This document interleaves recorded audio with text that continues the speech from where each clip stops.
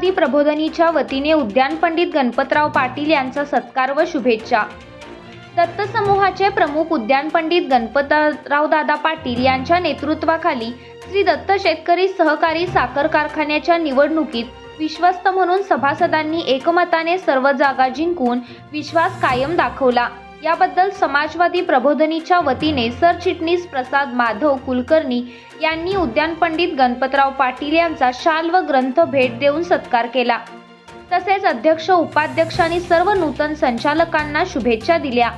यावेळी बोलताना प्रसाद कुलकर्णी म्हणाले, शिरोळ तालुक्याचे शिल्पकार स्वर्गीय अप्पासाहेब उर्फ सारे पाटील यांनी सहकारातून समाजवाद रुजवता येतो याचे उत्तम उदाहरण घालून दिले। त्याचा सर्वांगीण समतेच्या विचारधारेला अधिक व्यापक व तंत्रवैज्ञानिक साथ देत गणपतराव दादा क्षारपड जमिनीच्या विकासासह शेतीपासून शिक्षणापर्यंत सर्व क्षेत्रात गतिशील पद्धतीने मार्गक्रमण करत आहेत।